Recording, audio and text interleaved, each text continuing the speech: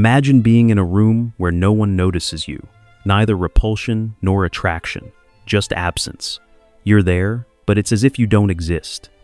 And now imagine that in that same room, a man walks in. Not the most handsome, not the richest, not the tallest.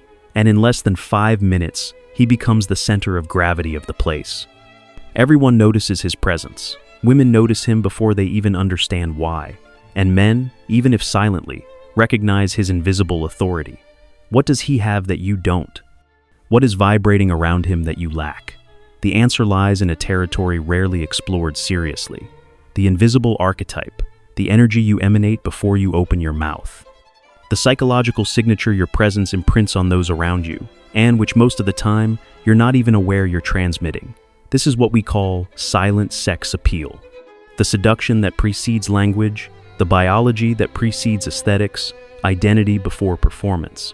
We're not talking about superficial charm, ready-made phrases, or NLP techniques. That's the surface. What we'll explore here is the psychic structure that shapes your presence. Because what activates female desire is not objective aesthetics, but rather the subjective perception of emotional, carnal, and symbolic value.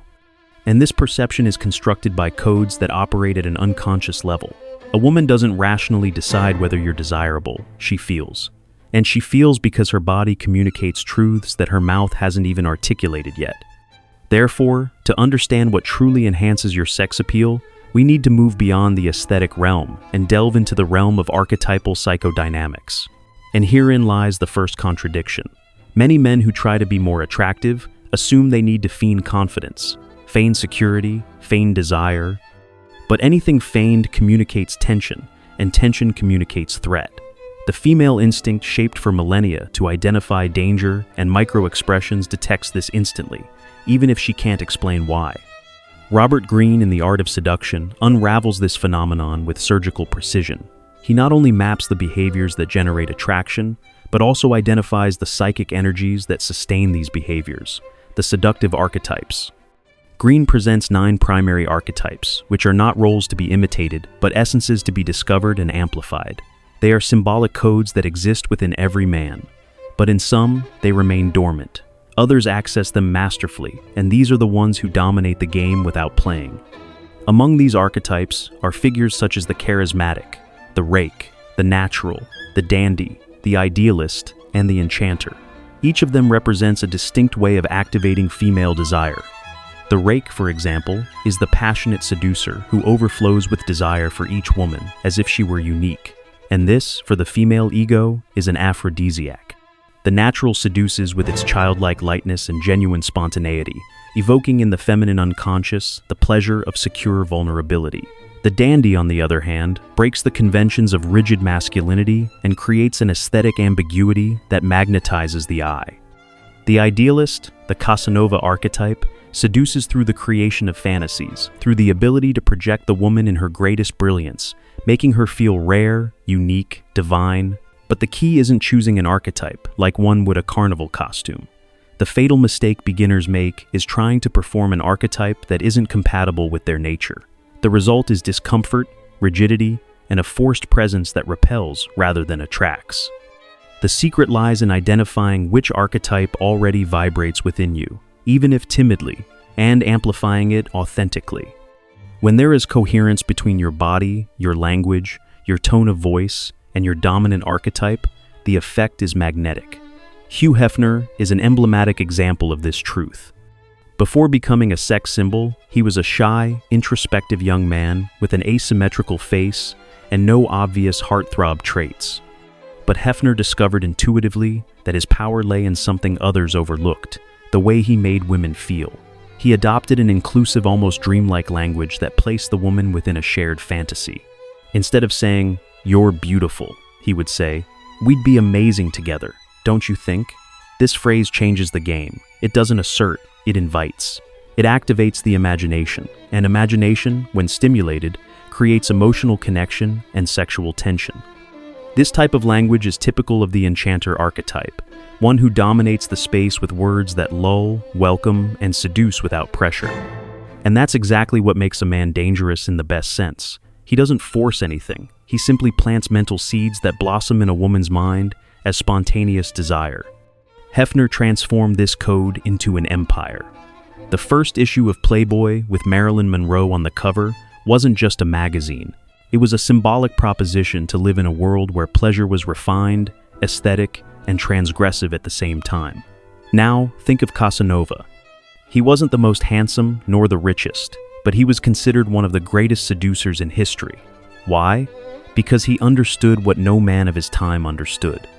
Female desire stems from the fantasy of being understood. Casanova didn't seduce by saying what a woman wanted to hear. He seduced by saying what she didn't know she needed to hear. He activated zones of insecurity and transformed them into praise. If she wore braces, he complimented her smile. If she hid her legs, he extolled the mystery of what wasn't shown. Casanova personified the idealist, the archetype that transforms flaws into fascination. But what do Hefner, Casanova, Adam Sandler, and so many others who, despite being ordinary, exert undeniable fascination, have in common? What unites them is that they all discover their inner magnetic axis, the hidden source of sex appeal. They didn't try to copy James Bond. They didn't try to look like Brad Pitt. They mastered their own energy and made it a universal language. And here comes the turning point. You need to stop searching for external formulas and start digging into your internal matrix of seduction, because believe me, it exists. Perhaps dormant, perhaps muffled by years of insecurity and comparison, but it's there. And your first step isn't to change your appearance, it's to align your presence. What does your presence communicate when you enter a room? Comfort or tension, desire or need, security or anxiety? Every movement, every silence, every look reveals something. Na said that what is done for love is always beyond good and evil. But he also said that happiness is the feeling that your power is growing, and that's what seduction offers. Not just conquest, but inner power. When you activate your invisible archetype, you're not just more desired, you feel more alive. You don't seek validation, you generate impact. And in that moment, everything changes. And perhaps the greatest enemy of your seduction today isn't your aesthetics, your money, or your height. It's the dissonance between the man you are and the character you try to be. When this dissonance is healed, desire begins to work in your favor. Women notice, men respect, and the world finally begins to react to your presence. Because ultimately, sex appeal isn't a trick. It's an alignment, a fusion of energy, narrative, and presence. And the first piece of this puzzle is the invisible archetype. Discover it, master it, and the rest. The rest will seem like magic. But magic, when understood, is just science you haven't yet mastered. Magic, when understood, is just science you haven't yet mastered. And when we talk about sex appeal, there's a science few men dare explore in depth: the biology of sexual perception. If in the previous chapter we unveiled the power of the invisible archetype, what you project psychologically, now we delve into the visible surface, but strategically, because the body communicates as much as the mind, and it can be your greatest ally or your silent betrayer. The brutal truth is that the female gaze responds to biological signals before responding to any words. This doesn't mean you need to be beautiful. It means you need to learn to amplify the visual signals of genetic and sexual value that her body has learned to recognize over millennia. Seduction begins in the eyes, and not her eyes, but yours, because before she sees you, you're already seeing yourself through the way you present yourself to the world. Let's start by demystifying aesthetics. Society sells the idea that there is a universal standard of beauty, but female biology tells a different story. Studies like those conducted by David Perrett of the University of St. Andrews show that women are attracted not only to symmetrical faces or perfect features, but to traits that indicate high testosterone levels, emotional stability, and genetic health. In other words, you may not be handsome, but if your face emits signals of strength, structure, and authenticity, you activate the female sexual radar. The famous experiment conducted by the Royal Society Open Science in 2020 tested exactly this. 37 men were photographed with and without beards, and their images were manipulated to appear 30% more feminine and 30% more masculine. The result was clear. Faces with beards and slightly masculine features were considered the most attractive. Why? Because beards, among other factors, indicate sexual maturity, stable testosterone levels, and most importantly, security. But make no mistake, beards aren't just aesthetic. They're symbolic, they communicate strength. A bearded jaw conveys tribal ancestral power. And even if you can't grow a thick beard naturally, there's technology to help. Minoxidil, for example, has been used by thousands of men with visible results. What's more, you can style your beard strategically according to your facial shape. A rounder face can benefit from a square, well-defined beard. Longer faces can use lateral volume for balance. This is visual engineering, and you need to start thinking about your appearance like an architect thinks about a monument. But the face is just the beginning. The body communicates what the mind hasn't yet dared to say. And among the most powerful codes is the shoulder-to-waist ratio. Men with broad shoulders and a narrow waist activate a biological signal of virility and protection. It's not just a matter of aesthetics, it's a genetic memory. In ancient times, these traits were associated with the ability to fight, hunt, and protect. Today, they continue to communicate. I am capable of dominating the environment. And this, for the female instinct, is an aphrodisiac. To develop this structure, you don't need to become a bodybuilder. Just know where to focus your muscles. Deltoids, shoulders, upper chest, and trapezius. These three muscle groups create the famous visual V. Even if the rest of your body is developing, this is biological leverage. You focus on the 20% of your body that generates 80% of the visual impact. And beyond the physical, there's a second often overlooked element: the rhythm of your movements. Men who are rushed, tense, and hyperactive convey anxiety. And anxiety is a sign of emotional instability, the greatest antidote to desire. Men who move cadently, who speak slowly, who occupy space calmly and firmly convey control. And control in this game is power. Your every step should feel like a decision, every gesture, a statement. Strategic slowness is a weapon of seduction, but the real revolution begins when you understand that scent is also a language. Yes, you can be remembered or forgotten by your scent. And we're not just talking about perfume, we're talking about pheromones, chemicals the body naturally releases that influence sexual attraction. The problem is that most men destroy their own pheromones without realizing it. How? By applying perfume to the wrong areas. The armpits and neck are areas rich in glands that release pheromones. When you apply perfume to these areas, you neutralize your natural body odor, and with it part of your sexual signature. The ideal application is on the wrists, collarbones, and clothing. This way, the perfume blends with your base scent without overpowering it, creating a unique and unforgettable olfactory trail. And if you want to naturally increase your pheromone levels, start with your diet. Foods like citrus fruits, green vegetables, seeds, and high-quality proteins help with hormone production and the excretion of chemical compounds that enhance your natural odor. This isn't aesthetics. This is strategic chemistry. Now, let's talk about style. And here, once again, we encounter a contradiction. Most men think style is about being fashionable. Nothing could be more useless. Style is about visual storytelling. The way you dress should amplify your archetype and communicate symbolic sexual presence. A dandy, for example, might wear flared jeans, silk shirts, elements that break down rigidity and create sensual ambiguity. The charismatic, on the other hand, benefits from structured pieces, clean cuts, and solid tones, because their energy lies in clarity, not excess. Dressing well isn't about impressing. It's about embodying a message. And the correct message is, I am a man who masters his own expression. A woman doesn't just fall in love with what she sees, she falls in love with how you choose to be seen. And this choice must be intentional, aesthetic, and strategic. But be careful. The biggest mistake a man can make when trying to improve his appearance is seeking external approval. When you dress or groom yourself, expecting to be noticed, you send a subtle signal of emotional dependence. And this signal is interpreted as weakness. A woman senses it and she backs away. On the other hand, a man who grooms himself as a ritual of personal power, who takes care of himself like a warrior, sharpens his sword, conveys a kind of presence that is impossible to ignore.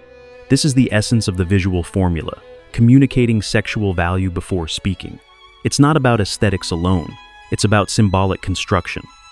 It's about using your body as a statement of value. Because ultimately, a woman isn't just evaluating your appearance, she's evaluating the story your body tells. And the question is, does your story arouse desire or pity? The French philosopher Roland Barthes said that the body is a text that the other reads before hearing a single word, and he was right. The body is the first narrative, and the way you inhabit it with style, scent, rhythm, and structure defines whether that narrative will be read with excitement or disinterest. So, start now. Redesign your visual architecture consciously. Study the mirror as if studying a map, because your reflection is the first invitation to desire. And if it's read with the right eyes, the rest of the game will simply follow. Your reflection is the first invitation to desire, but even the most powerful image fades if there's no substance behind it. And here, we enter the final pillar of sex appeal, status and resources, the most misunderstood of all, the most coveted, the most feared. Because we live in a culture where a man's worth is often measured by the size of his bank account, and yet, how many times have you seen extremely wealthy men rejected by women who felt disconnected from them? The truth is that real status, what arouses genuine desire, is not in money, but in the perception of value. And value is something that can't be bought. Value is communicated. This is the brutal paradox. Men with less money, less fame, even less beauty, are often more desired than conventionally powerful men. Why? Because they've learned to generate an aura of emotional and social relevance. And this aura is more seductive than any imported car or designer watch. Let's go back in time. Italy, 1834. A poor, poorly educated young sailor is sentenced to death for participating in a failed revolution. His name, Giuseppe Garibaldi. Without fortune, without titles, without prestige, but with something few men possessed, an unshakable sense of mission.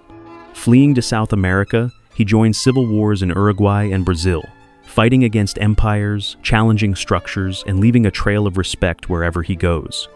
After 12 years of military campaigns, Garibaldi returns to Italy and becomes a symbol of freedom, honor, and courage. Women desired him not for his appearance, but because he represented an idea, a living archetype of brute strength and romantic idealism. And this combination is pure sexual dynamite. Love letters, declarations, fantasies. He became a legend. And all this without wealth, without formal status, only with reputation and presence. That's the point. Because sex appeal linked to status doesn't depend on your position. It depends on the symbolic image you hold in people's minds. It's what social psychologists call emotional status. The perception that you occupy a position of respect, influence, or authority, even if you don't have money or fame.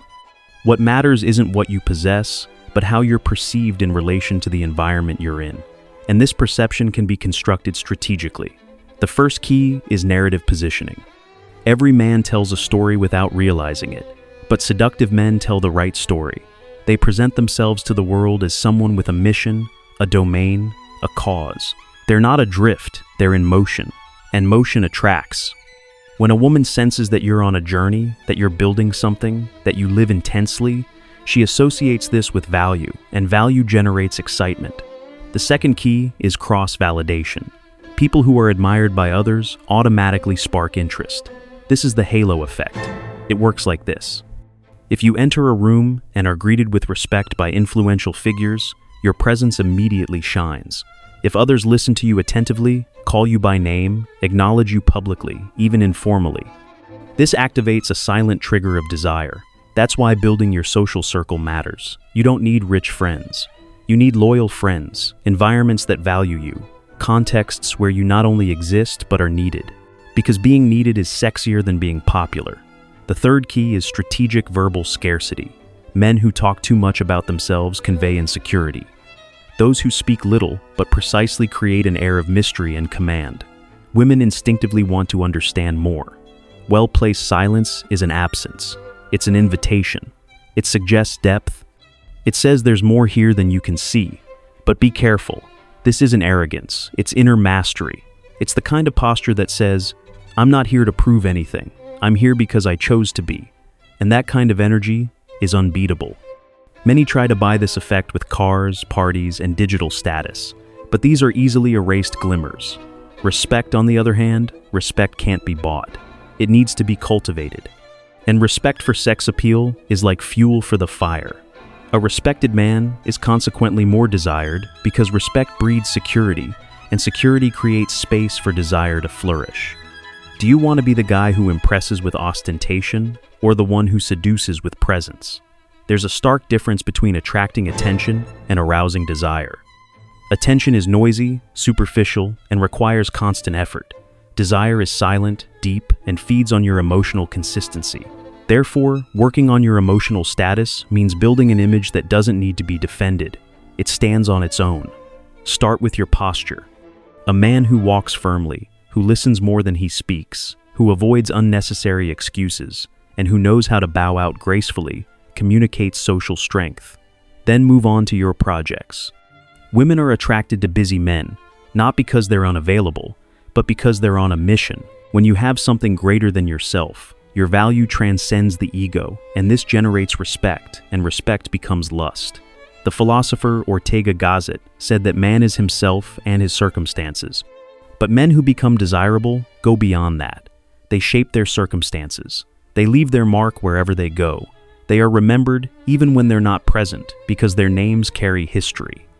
And a woman who feels she's standing before a man of history, even if still in the making, feels desire. You don't need war to be a Garibaldi, but you do need an internal war one. You need scars. You need vision. You need discipline, because these things truly communicate status. Not credit card status, but the status felt in a look, in a handshake, in the silence between sentences. This is what activates the most primal feminine instinct to recognize a man who can protect her, not just physically, but emotionally and socially. And finally, an uncomfortable truth. A man who doesn't build status will always be dependent on his looks or his smooth talk, and both have an expiration date. Emotional status, on the other hand, is renewed with every action, every word, every conscious decision. So, stop obsessing over immediate wealth and get into the game of lasting respect. The most desired man isn't the most accessible. He's the most necessary, the one who occupies a place no one else can. And that place can only be achieved with integrity, vision, and presence. When you understand this, money will be just a bonus, attraction, a byproduct, and sex appeal inevitable. Some men spend their lives trying to prove their worth. Others learn to make the world feel it. If you've made it this far, understand one thing. You now carry a power that 99% of men ignore. Sex appeal isn't a formula of ready-made phrases or a like-getting algorithm. It's an energetic field, a silently readable code that decides in seconds whether you'll be just another or the man she'll remember. You no longer have to choose between being invisible or being forced. You now know the three axes that sustain true desire. And more than that, you know how to awaken them, cultivate them, and transform them into an irresistible presence. First, the invisible archetype. You understand that no technique works if it contradicts your inner nature. That seduction without identity is just anxious performance. And that when you activate the right archetype, the one that matches your essence, you stop trying to be sexy and become necessary. Next, the visual formula. The science of appearance that speaks more than 1,000 words. It's not about being handsome. It's about knowing how to position yourself visually as a symbol of desire. Your beard, your gaze, your rhythm of movement, your choice of clothing, your scent. These aren't details. They're genetic language, and you've now mastered its alphabet. At last, you've accessed social ascension, the territory where insecure men stumble trying to appear powerful. While strategists build real respect, you've understood that status isn't money, it's perceived significance. And that the most desired man in the room is always the one who seems to have come from a higher purpose. And this is where the truth no one wants to face comes in. Knowledge without practice is ego in disguise. Knowing all this and not applying it is the modern equivalent of leading an army and never going into battle. Hey brothers, struggling with overthinking before a date or freezing up approaching that hot girl? I've got your solution, 9 predate hacks, your predate guide to getting laid. My 10-minute game changer to end that anxiety and loneliness. This ebook kills your predate panic with 10 proven hacks. Flip that shaky mindset into king-level confidence, magnetize her attention, and walk in, ready all in, under 10 minutes. Say goodbye to approach nerves and hello to rejection-proof swagger, crafted for guys who demand results. Inside, a 1-minute mindset reset to ditch doubt, a 2-minute style blitz to look unstoppable, flirty openers to break the ice, and bonus moves to seal the deal. No more scrambling, download it to your phone for instant access, perfect for beating prep stress or refreshing your Casanova flair anytime. As a bonus, the ebook includes audio files discussing topics such as number 1 thing men should do on a first date, according to psychology. No BS dating advice for men. Most men blow the first date. Ready to rise and crush loneliness? Grab it now, link in the description. Download, level up, and transform your game. Smash that like button, subscribe for more seduction wins, and comment your biggest dating struggle.